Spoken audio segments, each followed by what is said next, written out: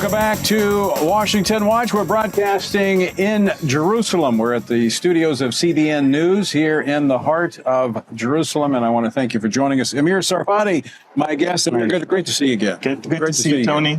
So, Amir, enemies have risen up against Israel and God's people since almost the beginning of time. How important is it to have a biblical understanding of that as we face this current, what's been described on the program already today as existential threat toward Israel? Yes. Well, first of all, it's important to know that God is in control, and throughout history, he's always been there for his people. So the promises that we have in the Bible are that he's going to get us through all of these things. Nothing surprised him. So it's important to hold a biblical perspective of the history of Israel in order to understand that he is still on the throne today, and he will carry us through this even in the future.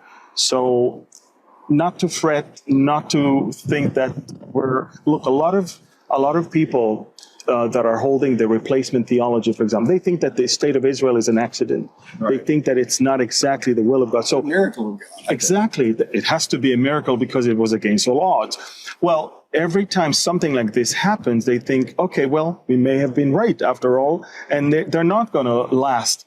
And over again, since 1948 through 56 and 67 and 73, throughout the Lebanon War and the Gulf War and all the intifadas and the Second Lebanon War, God has been faithful. Yeah. And we're still here, and we're strong, and we will win. It goes back even further than that. I was reading, Amir, this morning in my reading in our 2-year journey through the Bible, reading in Numbers chapters 19 and 20, Israel coming out of the 40 years in the wilderness. It was interesting. They marched out of Egypt. They wandered in the wilderness, but they marched into the promised land.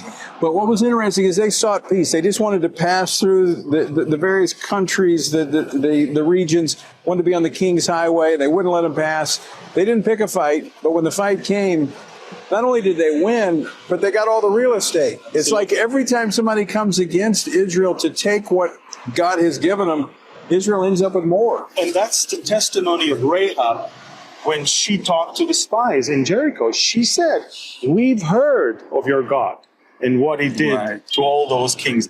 The rumor went out. And when you have a biblical perspective, it immediately births God-fearing. So let's talk about that biblical perspective for Christians, not the folks here in Israel. They have a history. They know what's going on.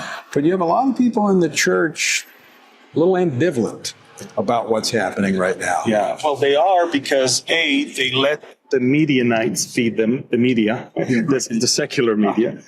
So that's the first thing. And also, they are not 100% sure that God is going to push through this with Israel, that Israel is going to survive. They let fear crawls into their hearts and disbelief.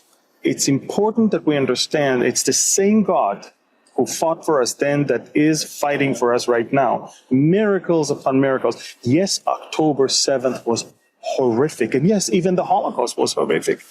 But that doesn't mean that God is done with us. It means that evil was crawling, trying to make its move, and God stopped it. And let me just add to that, because the plan, I understand, in talking to some of the leaders and the various ones we've met with, that the plan was to occupy. Absolutely. They have occupied a portion of the land for 3 days. We're talking about dozens of Israeli settlements, and a few of the military installations were occupied. Because civilians actually came in behind the Hamas army. Yes, exactly. It was first Hamas special forces, then civilians in the second wave. And they have occupied for 3 days. It was, and by the way, the plan was to go further, all the way into major air bases, into major strategic military bases. So this wasn't a hit-and-run terrorist attack. We found in their pockets, we found plans for what I think should have been months of fights. And the reason is they were banking on Hezbollah, the Houthis, and the resistance in Iraq and Syria to join. They thought, yes, we may have surprised them, we may have pulled the gun early, and we may have made the move without coordinating it with everybody. But when they see how successful we are, they'll join. And that was a miscalculation. And yes, Nasrallah began shooting at us on October 8th, but he did not really try to occupy northern Israel. And just so you know, Tony, we were more afraid of Nasrallah in Lebanon than of Hamas. And so in the first few hours of October 7th, the special forces of Israel were actually on their way to the north. We thought this is a distraction, and the real problem is going to come from the north. So explain to our viewers and listeners why that threat is greater. Look, Hezbollah, if Gaza is the largest the largest terror base in the world, Hezbollah is the strongest terrorist organization on planet Earth right now. They're holding 250,000 rockets. They're holding special forces, underground facilities, UAVs. They can shoot from surface to air, from surface to surface, and they can shoot from coast to sea. They have the latest technology, the latest weapons. They are the testing ground of the Iranian Revolutionary Guard for whatever new that is coming out.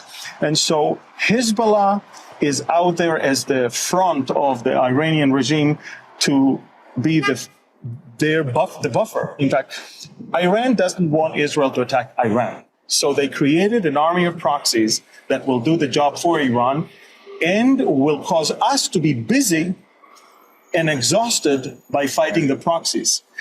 And we were absolutely convinced on October 7th, that morning, that the worst is actually coming from the north. And Hamas was also surprised that nothing came from the north. And that was a miracle. Tony, it was a miracle. If Israel would have been attacked simultaneously from the east, from the south, from the north, and from the southwest, I'm not sure we would have this conversation right now. I was talking to a retired general who's now in the government in another agency, and he said, we failed on October the 7th. And so I pressed him on that. He said it several times. I said, all right, you mentioned you failed. Explain. Was it over-reliance on technology? What was it? He said, yes, it was over-reliance on technology, but it was also arrogance. It was arrogance, exactly. I'm glad he said that. We underestimated them and we overestimated ourselves. And it was arrogance. And not only that, I think the military in Israel was captured in a conception that Hamas is deterred, that we're strong. And the worst is that in the last 6 months before October 7th, the military was more engaged in the political upheaval than taking care of what the military is there for. You are listening and watching Washington Watch. We're in Jerusalem. Amir Tsarfati, my guest. Amir, I want to thank you for coming down. You live actually in the northern part of Israel. You drove down to be with us today. Let's talk about what's happening up north. Just this week, a number of rocket attacks, very short period of time. What's going on? Over the past 1 week, more Israeli strikes in Lebanon than the last 4 months combined. We're at 4,500 strikes in Lebanon, whereas the first 4 months were less than 1,500. That means that Israel decided that we can no longer allow this situation where, for no apparent reason, we're being attacked from the north, and over 82,000 Israelis are not at home. They're gone. Israel's always had this agenda that if you want to fight me, fine, let's do it in your territory. Right. And now, for the first time, although we fight in their territory, northern Israel is deserted. So explain to our viewers and listeners for just a moment, when you have the Biden administration talking about, well, we need a two-state solution, that's not even workable when you consider Samaria, Judea, the heartland of the Bible, which would essentially cut out the middle of Israel and allow them to be right there in the heart of Israel. I think that it's a mantra that the State Department has been holding on for the longest time. Tony, if it was up to the State Department, Israel would have not been acknowledged as a state in 1940. Well, that's true. Yeah. So let's put it this way. But I do want to explain that there are some strong powers in the U.S. administration right now, and also some of them are behind the scenes that are pushing hard for a two-state solution because they are taking advantage of this crisis as an opportunity. They think that right now, everybody wants to put an end to this war. So the best thing is, boom, two states. By the way, Hamas doesn't want it. The Palestinians don't want a Jewish state next to them. They can tell you that. And Israel doesn't want it, especially now. Wasn't Gaza, was it that what a two-state solution looks like? Exactly. And you know, look, everywhere the Palestinians are saying the same thing. They're saying, Israel is Palestine. We don't want another Palestine. Our emblem is the state of the map of Israel. We teach our children that that's our country. This is our country. So we're not for us to agree and sign on a paper that says that this piece of land is not ours. It's not going to happen. Right. It's never going to happen. So before you fix a solution, why don't you ask the two parties what they think about it? That's actually kind of arrogance on America's part. It is, but I don't think it's all of the America. I think that this administration is a puppet administration. The very big, powerful elements are behind the scenes working their way to bring about a forced solution to a problem that will never be solved politically. Yeah. Never. Yeah. Right. You know, I think we can have a managed peace in this region. It's going to be temporal, but I mean, at its heart, there's not a political solution. There's not a military solution. There is. I mean, I'm sorry to say, but there were a lot of Israelis who were known as peaceniks. They believed in peace. They demanded peace. They sang for peace. They voted for peace.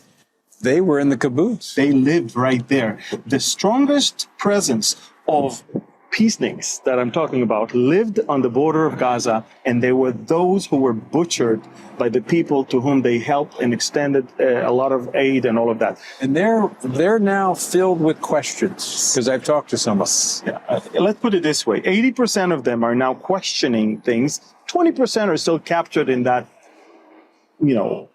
political view of, it's our problem, it's our mistake, they're innocent, blah, blah, blah. But look, I've always said to be a leftist is not just a political view, it's a mental state. I'm sorry to say that. To be a liberal leftist who really truly believe that when your enemy says he wants to kill you, he actually means well. It's also a spiritual. It's a spiritual. Because you can't determine right from wrong. So we call it spiritual. Yeah. But they will not agree with you. No. They wouldn't agree with me on a lot of stuff. That's true. So, Amir, let's talk about, you got a new book coming out. Correct. On Daniel. Yes. A little bit of biblical prophecy there. Yeah, absolutely. Hamas may have tried to determine the future of Israel. Maybe the enemies all around us, they're trying to shape and form the future of Israel. God has already told thousands of years ago to the prophets what the future of Israel is going to be. And the most comprehensive revelation of the future of Israel was given to Daniel. And when I started writing this book, it was way before October 7th. And to have the book coming out in a couple of months, it's just amazing timing for me. So yeah, I'm urging people to go and grab it. So where can they find copies? It doesn't come out until May. Correct. May 4th, but they can pre-order it now already on Amazon. And if the pre-orders numbers are good, we will find this book in secular places such as Walmart and Target, places that are promoting the exact opposite agendas. So what questions will this book answer for people? First of all, it's a book that will explain the book of Revelation much better for you because the two goes together. Jesus himself talked about what is written in the book of Daniel, explaining the future events of Israel, but also it will help you understand the complete picture of the future of the people and the city of Jerusalem. And let's face it, it's all about Jerusalem. Yes, let's face it, even Hamas's attack is Taufan al-Aqsa. It's the flood of Al-Aqsa. Yes. It's all about that. That is the Temple Mount. Exactly. That's what they've called this entire battle. Yep. So we're going to talk about that, what's going to happen, who's going to run the show, and what the future is going to bring. It's phenomenal because even at the time, Daniel was so accurate, and he would tell King Nebuchadnezzar of a future Greek king that will come without even knowing who is. I mean, it's unbelievable. It is. So just the way it was so accurate then, it is even more accurate now and more important now to hold on to the biblical truths and plans of God and not to let the enemy mess up with our minds. All right, Amir, we only have like 10 seconds left. So where are we in God's timetable? I believe we're literally right before the great war of Ezekiel. And I believe that that great war of Ezekiel will eventually lead to the rise of the Antichrist, which means, as far as I'm concerned, we're out of here before that. Well, brother, I appreciate you praying for you. Thanks so much for joining us today. Thank you. Amir Tsarfati, check out the new book on Daniel. You have a website as well. We'll have that at the website. All right, folks, we're out of time for today. From Jerusalem, I'm Tony Perkins. You know what to do when you've prayed, when you've prepared, and when you've taken your stand. By all means, keep standing.